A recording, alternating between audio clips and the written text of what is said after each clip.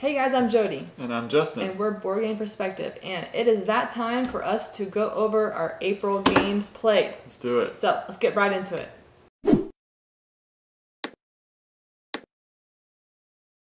Alright, so the first one, big hefty game.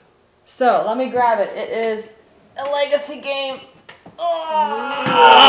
Use your muscles. Here we go. Clank Legacy, Acquisitions Incorporated. So this is actually the first legacy game we have ever played. True story. And I'm really excited. So we are, I think we've passed like game 4 or something like that. I can't remember. Well, we both like Clank. We both like Clank. Yeah, if you watched our like top 40, you know, we like Clank in Space, and I like Clank in Space a lot more. He likes Clank, so we definitely love Clank. I love this game. What are your thoughts? Okay, so I don't know if this is just a legacy game thing. Obviously, I like playing Clank. I enjoy this. However, the thing about this particular legacy game is it seems like there's a lot of frequent stopping to read a bunch of stuff and placing new things and things like that. So for me, it's a momentum killer, and I enjoy it. And it really, really is hard for me to stay engaged. Well, I'm sorry, but I really like it.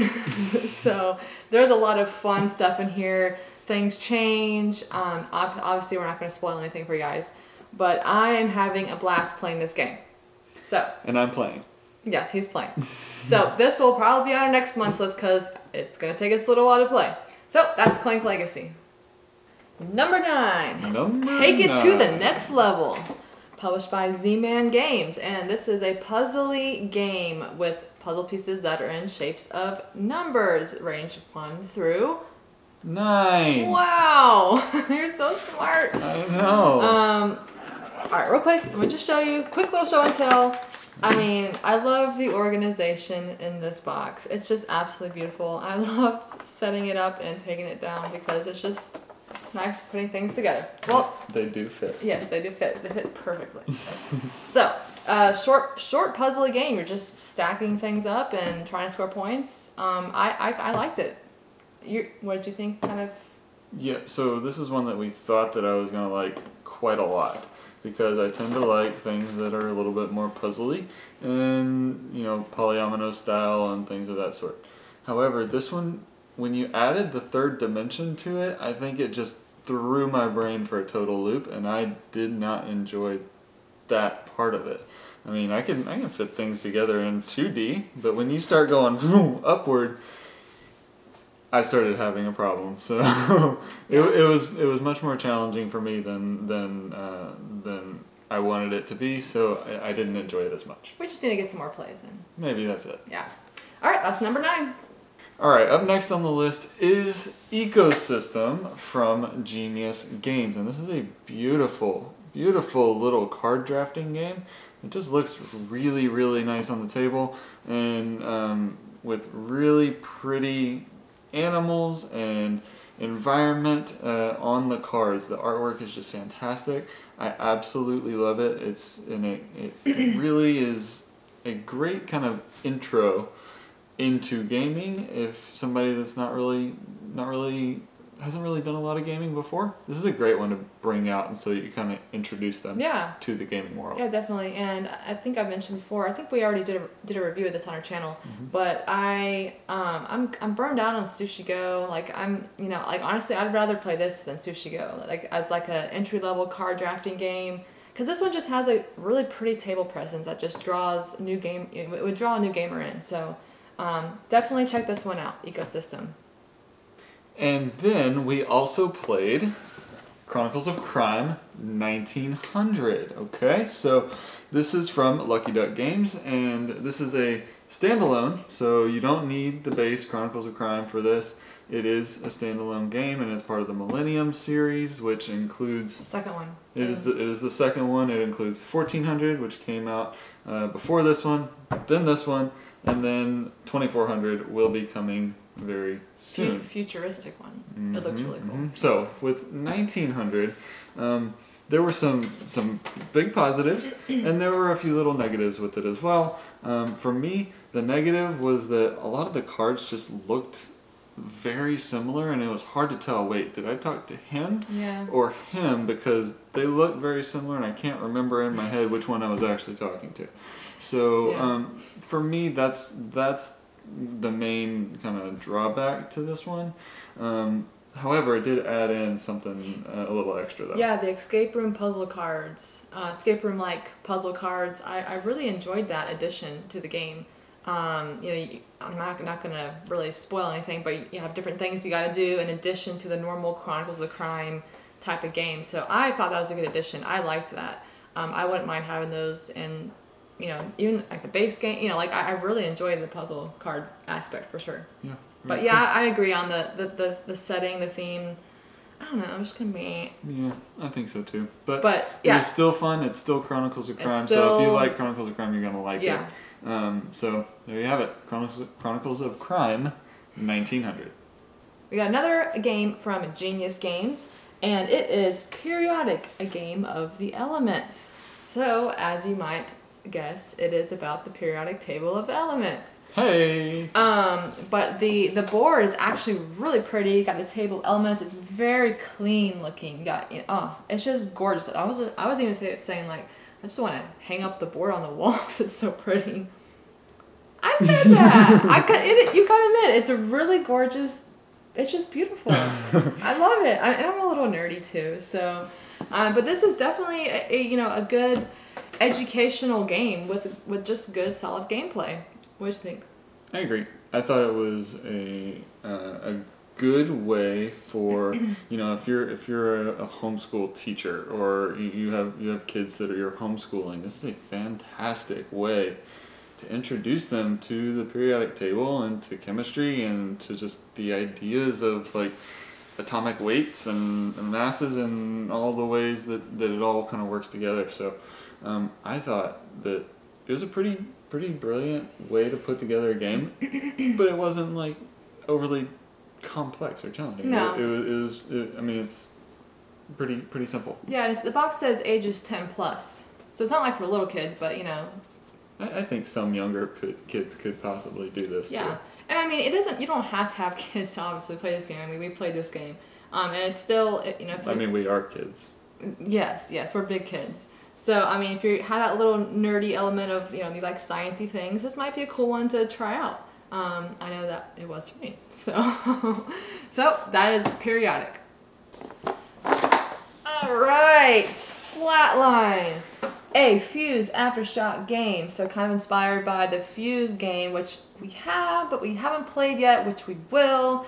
This is designed by Kane Klenko. I think he's a good, well-known designer. Renegade Games Studios.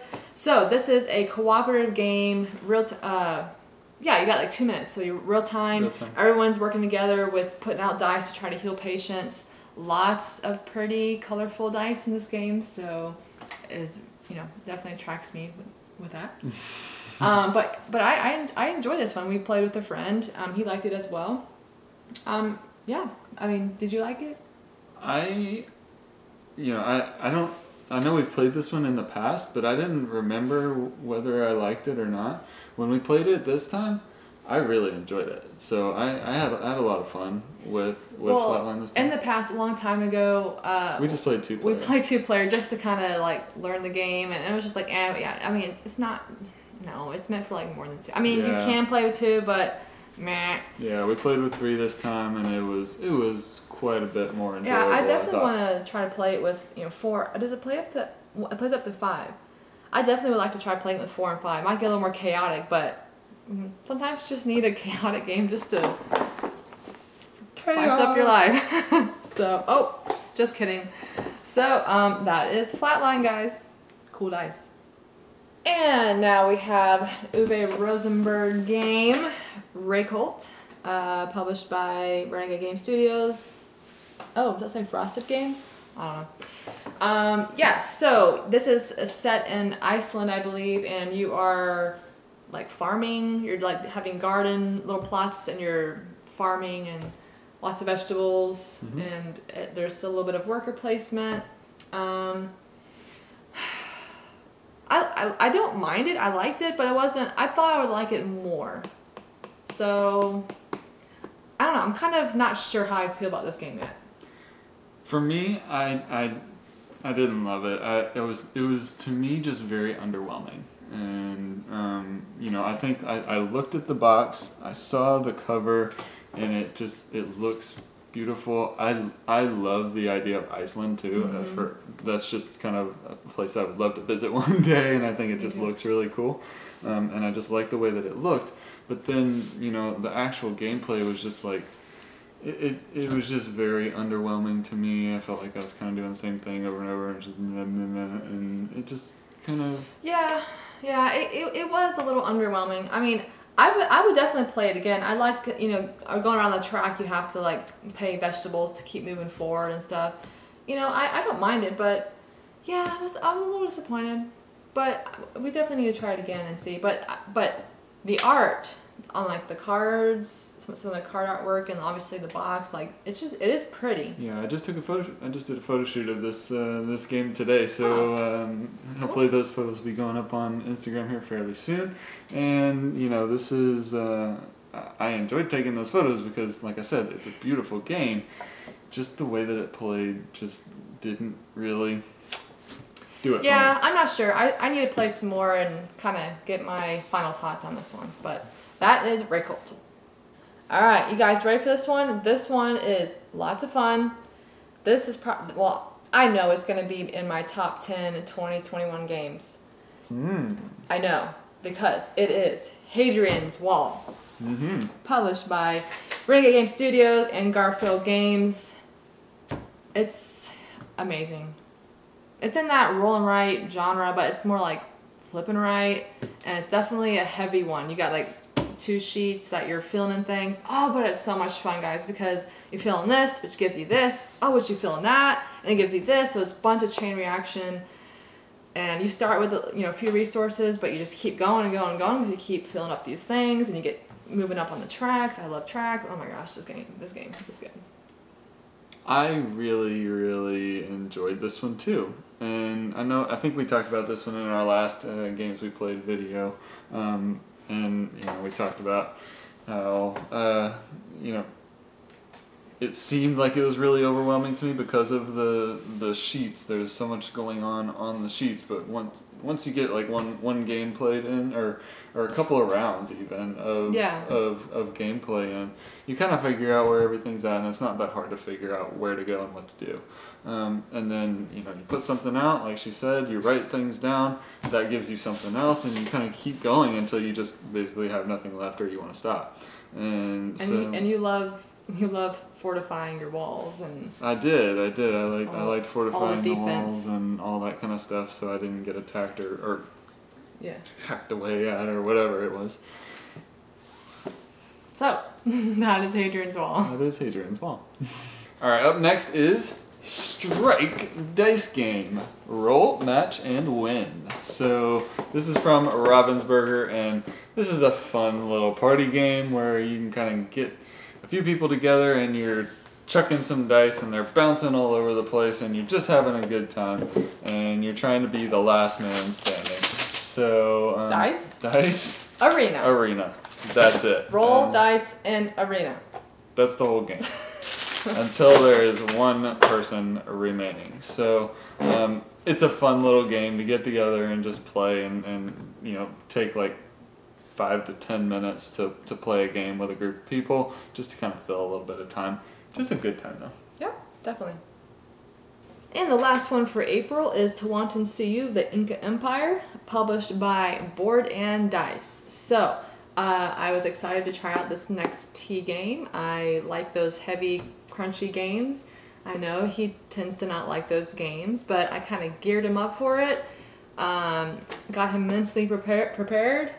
And he played the game with me. I did. And I actually did okay. And I think the fact that she kept, warning me, hey, you're going to play this game. And we are playing this game on this day. And it is one of the tea games. And it's a little crunchy and it's a little complex. I was geared up for it enough that I actually played it fairly well. And I was able to kind of figure my way through it. So does that mean that I loved it? No. Well, I really liked it. I like too many games. This is a problem. I like too many different genres. Anyway, so I really liked it. I liked the board. It was pretty. I know some people might think it's overwhelming with all the symbology, but I don't know. I like those things. I'm a little nerdy. And a lot of different ways to score points. And I don't know. Okay. So I played Takenu. He has not. That was a T game before this one. I actually think this one is easier to kind of grasp and play than Takenu. I think Takenu was a little bit harder to kind of grasp. You haven't played it yet, but if you were to play it too, I think you would. It would be a lot harder to start playing Takenu than this one. This one wasn't. Yeah, there's a lot going on. There's a big player aid, but once you get going, the player aid was really useful for me, and yeah.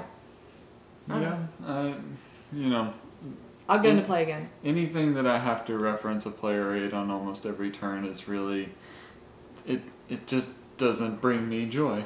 Well, it brings me joy.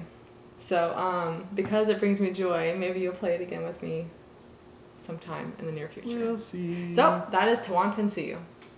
So, these are the games we played in April.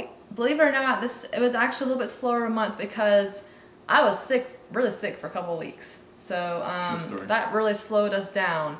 So, but we still played a lot of games and a lot of good games here too. So some of these games you guys should check out if you haven't yet, because some of these games in here, like Hadrian's Wall, are good games.